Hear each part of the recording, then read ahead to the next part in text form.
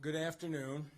Chief White and I wanted to start this week by addressing the violence that this community experienced over the weekend, and particularly the shootings that occurred downtown. And I want to start by thanking the Detroit Police Department for their outstanding professionalism, the job they did this weekend.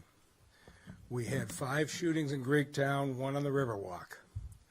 All 6 shootings, the shooters were promptly arrested by DPD and are now in custody. It was a remarkable law enforcement performance. It also shows us how far we have to go. I was downtown and through Greektown pretty much all afternoon and most of the night on Saturday, and the atmosphere was mostly joyful. People happy, crowds on the street, and the like. But when each of the shootings occurred, the response from the police, in just about every case, the police officers heard the shots, responded quickly. A remarkable thing happened. Citizens who were angry pitched in and helped the police, pointing out shooters and pointing out which way they went. And of course, we had the cameras throughout the area and officers back in the real-time crime center who were directing the police on the ground exactly where to go. It was, from a law enforcement standpoint, a special night. From the standpoint of the loss of life, it was tragic. And our hearts go out to every one of the victims of the shootings, and in particular to Mr. Darrell Strawder, who was a beloved longtime member of the Greektown community, security guard who was known for his kindness and gentleness. And to see the video of a man standing calmly on the street with no argument going on, and to see somebody walk up and just shoot him in the chest and kill him. There's just no explanation for it. And we're used to seeing people who are committing crimes who don't want to get arrested. I don't understand the decision making because you shoot a gun in Greektown with the police, with the citizens and the cameras, it's virtually 100% certain you're going to be arrested, convicted, and serve a great many years in prison. And the tragedy that befell the victims has another tragedy, the families of the shooters, that these individuals who put a gun under their waistband and thought it was important enough to have a beef, that they're not coming back to their house and probably won't in many cases for 20, 30, 40 years. Threw away their lives for a moment of conflict. But law enforcement did what it did, and now we're going to talk about the way that we're going to step this up so that it doesn't happen again. In the first place, DPD was staffed for our spring staffing, which is pretty heavy. Chief White is going to tell you that we are immediately going to our midsummer staffing. We got a weekend of warm weather, but we're not taking any chances. We had a very successful summer last summer. DPD is immediately going to its full midsummer staffing throughout this area. But as I say, you had individuals shooting people with officers right there. And we also are going to need help from the parents of this community. And we are asking for that help. And it has been for as long as I can remember, the curfew in this city is 15 and under have to be in by 10 o'clock or be with an adult. 16 and 17-year-olds can be out to 11. You can't have unaccompanied minors anywhere in the city. This isn't anything new. And people should know this. But I just want to tell you what I saw. 10:15 at night, I was just driving because I was just immersed myself in what was going on at the corner of Randolph and Monroe just down the street from where we had a murder 2 hours before, had a shooting 45 minutes before. 10:15 at night, the car in front of me, 2 doors open up. 2 kids jump out that could not have been more than 11 years old. They head for Monroe, and the car drives off. 10:15 at night, and those children are going into harm's way unaccompanied. And all I could think is there's no way the parents knew that those shootings happened earlier that night. But I also watched large numbers of 12 and 13-year-olds, 10 o'clock, 10:30 to 11 o'clock, heading toward Greektown. And that's either somebody dropped them off, or in many cases, I believe what happened is they were dropped off earlier in the day on the Riverwalk, and nobody came back and picked them up. And so they worked their way to the Greektown area. Again, our children being put in harm's way. And let's be clear what we're saying. The 5 shootings in Greektown, not one of them was by a juvenile. The man who shot Mr. Strada was 33 years old. But we have to face the reality that for whatever reason, Greektown has become an area where 2 groups beefing with each other show up to settle the beef, or people go down looking to start beefs. I don't know why you do it in an area where you're 100% certain to be arrested, but that's what's happening. And we cannot let our children head into these areas unaccompanied. And for me, this was the emotional roller coaster. During the day, I have to say, I have never seen so many families and so many strollers in downtown Detroit.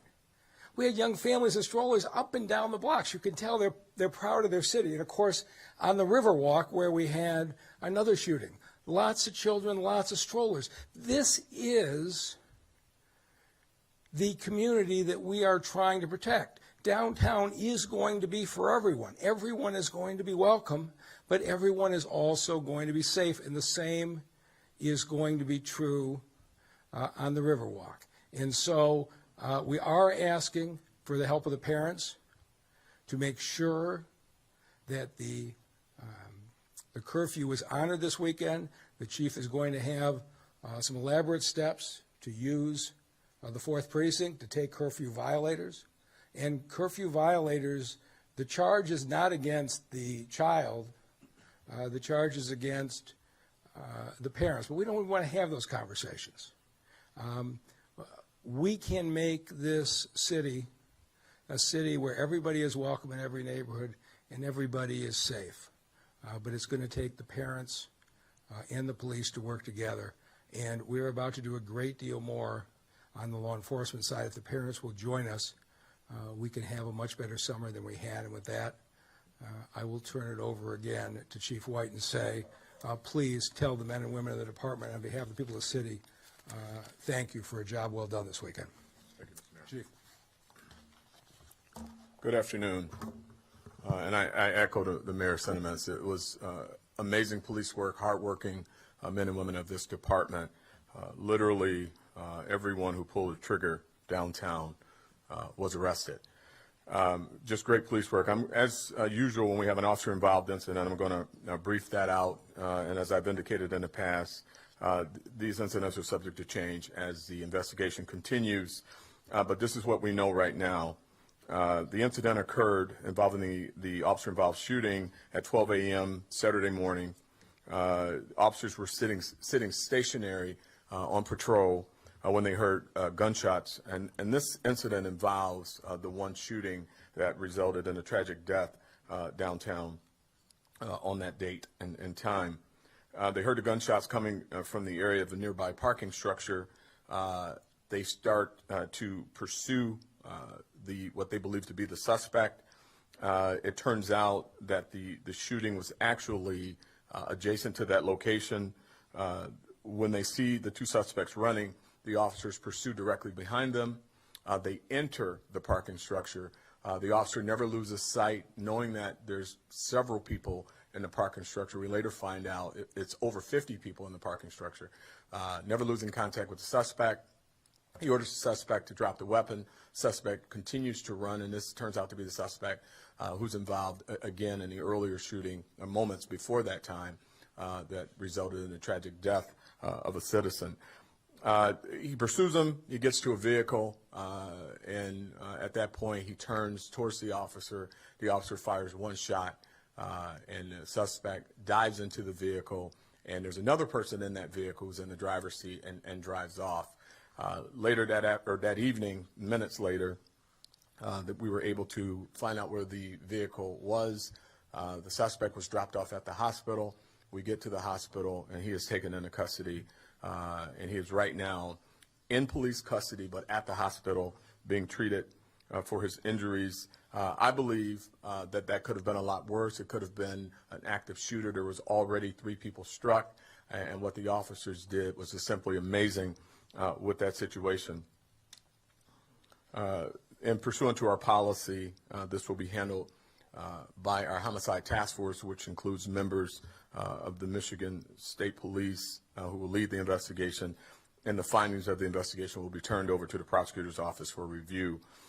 This weekend, as the mayor indicated, also included the tragic death of Daryl, which I know him as, and he's a security guard that works downtown, has worked a variety of assignments. Just a very, very nice person. I have reviewed the video, and it's just simply tragic. An incident that occurred inside the store involving someone who stepped in front of the suspect. Daryl was attempting inside of the store to remedy the problem. No big deal. The citizen who stepped in front of him or cut the line apologized. This bleeds over out front, and as you look at the video, you see that we have officers not only literally in front of the location, but on the corner on their stationary assignment. Also, another officer walks by as the conversation is taking place out front between the suspect, his girlfriend, an unnamed citizen, and Daryl. And there's no confrontation, there's no argument. He takes a small caliber weapon out of his pocket and fires a shot into his chest, unprovoked. And just sadly, Daryl at that time walks back into the business. You can see that he is stunned and surprised, and later collapses. And tragically, we know the results of that.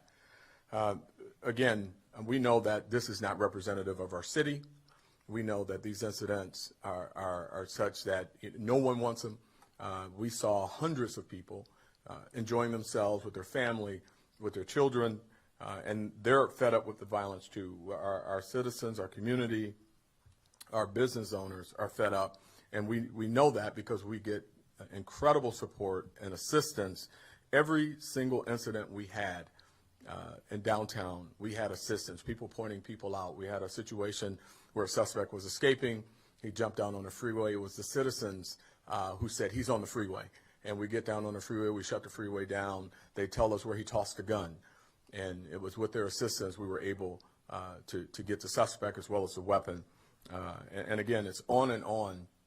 People want to enjoy the city, they want to have a good time, and they don't want to be involved in this type of situation and these types of incidents. There's truly no words to express my gratitude to our officers. Not only are they giving up their summers, working these details, but their commitment to this community is second to none. Just great police work. I do want to talk a little bit about what we're going to see that's a little bit different. We always are working to improve our processes. We have a very comprehensive strategy for our summer deployment and crowd control detail. We talked about it last year with our 5-point plan. We have a spring deployment, and then that gradually increases to a summer deployment, and then we go into a fall deployment. What you saw last week was our spring deployment. We saw some very high numbers that we did not anticipate seeing until midsummer. We have made a decision departmentally to move right into our midsummer deployment, and with that comes a few additions to some things that we know works and some things that we want to do differently. One of the things that you will see is an emphasis on crowd management, ensuring that we have vehicles that are legally parked in certain areas moved. We're going to be focusing on making sure that the egresses to these locations are clear. The open intoxicants, people walking through those areas with liquor and cups, things such as that will be enforced. We'll also be enforcing disorderly conduct. We'll be enforcing more heavily noise at businesses. We're going to need the participation of all the businesses in Greektown to keep the music to a normal level, and then gradually turn that music down towards the end of the evening.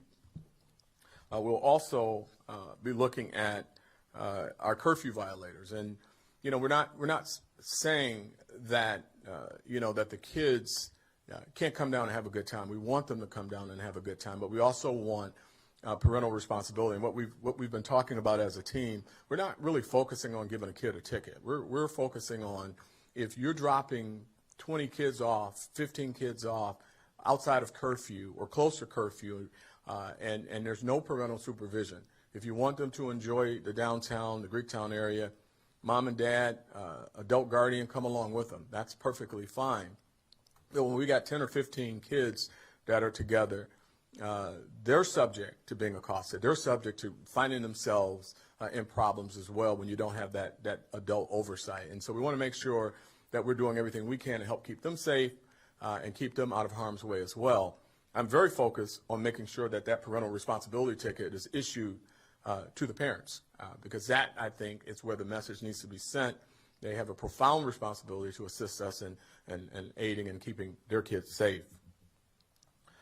So again, the greater concern will be that of enforcing the parental responsibility ordinance. You can expect enforcement of violations with these three-wheelers, these ATV vehicles. We'll be talking more about that in the coming days. But an ATV is not a street legal vehicle. They put us all at risk. They put our officers, our citizens at risk, and blazing through our community, not just downtown. You're going to see a greater emphasis placed on that. We're also going to be looking to clearly identify with signage pathways, walking pathways, more to come on that. The 2 a.m. closure of our businesses in Greektown will be made clear in our signage, and there'll be announcements coming with that. And we're going to do a number of different things for safety with barricades and things such as that, just to ensure that there's a degree of safety. And before I take any questions, I just want to say, hard work from the men and women of the Detroit Police Department, support of the community, is so valuable for us in what we do. I mean, we have the eagle eye in the sky. We've got the real-time crime center, but we could not do what we do, again, without our community. So we want to make sure that we emphasize, the support of the community, but also how welcoming we want our community to be for everyone who wants to come downtown, and it's not restrictive to our young people. We just want to make sure that they have the requisite oversight that they need beyond the curfew hours. So with that, I will take any questions that you all may have.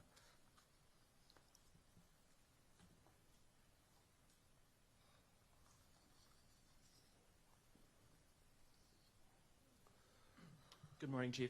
I think I'm just wondering, in terms of what that springtime deployment was downtown over the weekend in terms of numbers, and what we can expect moving forward with this increase to that summertime patrol. Yeah, and we don't get into specific numbers because that compromises some of the things that we're trying to do. We had I think a very strong contingent of officers spread out throughout the downtown footprint, particularly focused on the Greektown area and the Riverwalk. We were intensifying those numbers significantly. Our midsummer deployment numbers are about 25% more. I don't get into actual deployment numbers, but it will be significant. You saw that we had a significant presence down there over the weekend. You saw them on every corner. What you'll see more of is specific and directed patrols in certain areas. You'll have some undercover officers that'll be working within the crowds. We'll do some things on rooftops with officers that we didn't do before until the summertime. We'll be looking down from roofs onto crowds. We'll be using our helicopters more. Our helicopters will be partnering with our commercial auto theft unit to focus on the ATVs and the drifters and the drag racers. So that all tends to come together in the mid-summer deployment. Sure, and can you elaborate on the technology usage in terms of like what tools you have at your disposal to clamp down on some of these shootings? Well, we certainly have good old-fashioned patrol, which works very well, and it worked very well this weekend, which is why we were able to make an arrest on every single incident involving a gun. We're going to be more in the crowds looking for people who are legally carrying weapons.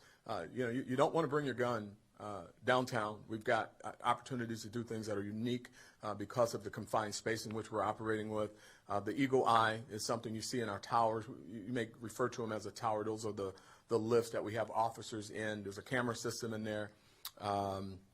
There's an officer who is monitoring. And then we get into some UC stuff. I don't want to get too specific because that's counterintuitive, but we do some things in the crowd, in plain clothes, where we're identifying people who may have some nefarious intentions and not just to be downtown and have a good time. So that's what we're doing. Now, is the department still using the Evolve?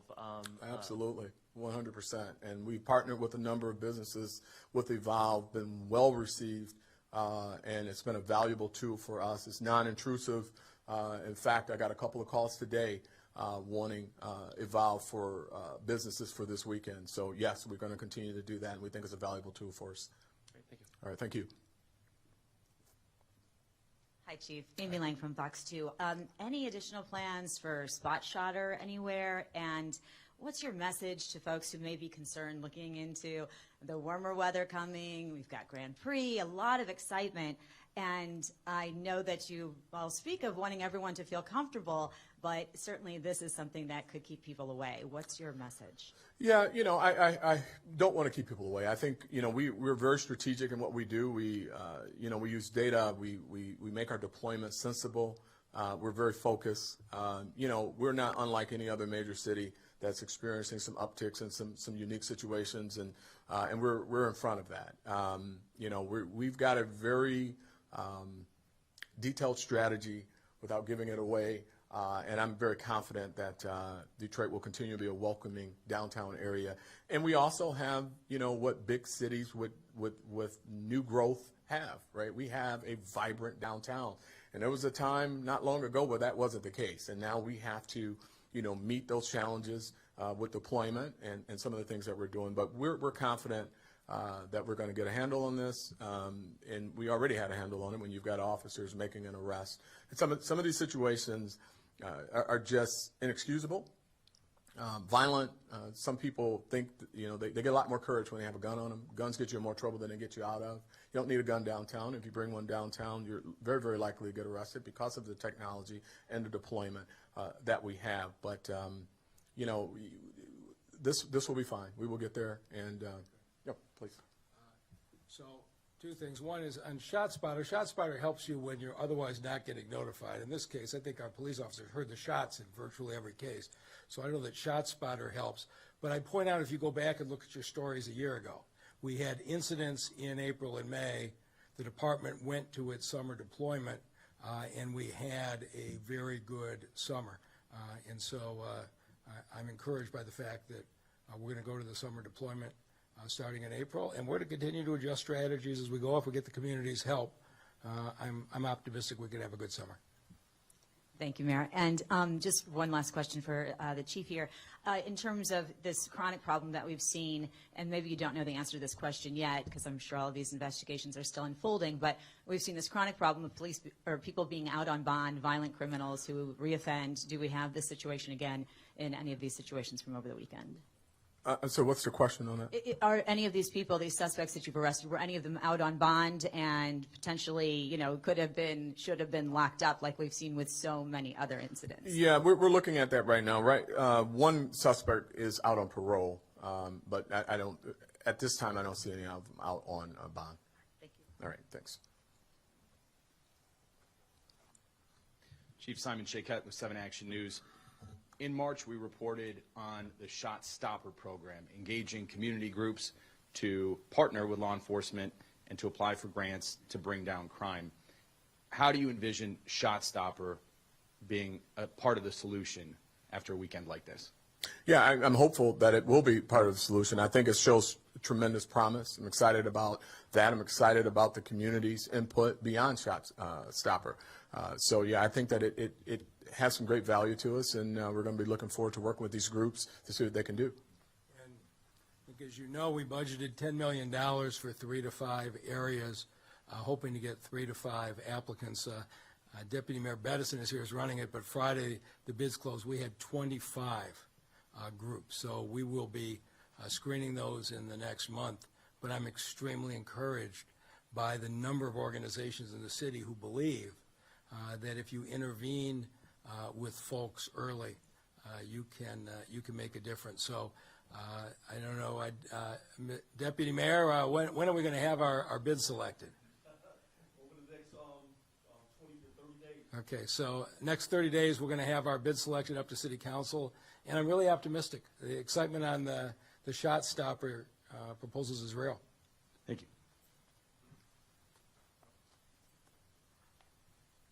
Hi, my name is Will Jones from Channel 4. This first question is for the chief.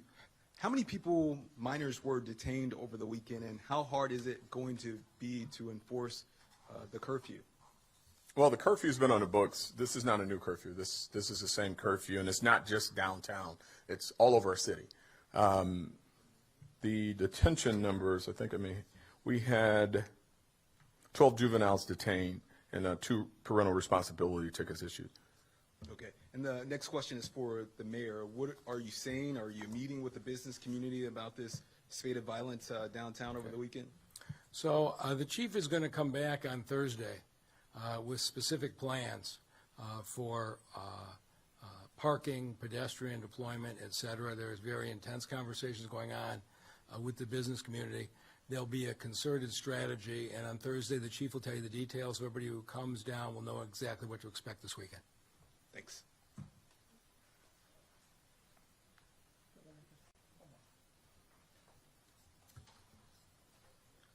Chief Gino Vici, CBS News Detroit. Chief, I walked with you on Friday night, hours before this shooting. Maybe you can talk about the boldness of these criminals coming downtown. Is it a shock to you that you had so many officers on patrol and they still decide to come down there and do this? I won't say I'm shocked, but it's certainly a bad decision on their part. When you look at you saw it. With your own eyes. You saw the deployment that we had. I've seen video where the officers are feet away. Earlier the question about, shot spotter, and well, we got shot spotters. They're called police officers. They're listening and reacting immediately to the incidents, which led to the success of the arrests because they were right there. The boldness, I think, has more to do with just bad decision making, guns in the wrong hands, impulse decision making, and a lot of other things that we're not going to solve here at this press conference. But at the end of the day, we will refine our deployment, and we will be more engaged with, I think, the undercover officers in those groups that are walking and really giving us some heads up on what's happening in those arguments and things like that ahead of time will be of great assistance to us. All right. Thank you very much, everyone.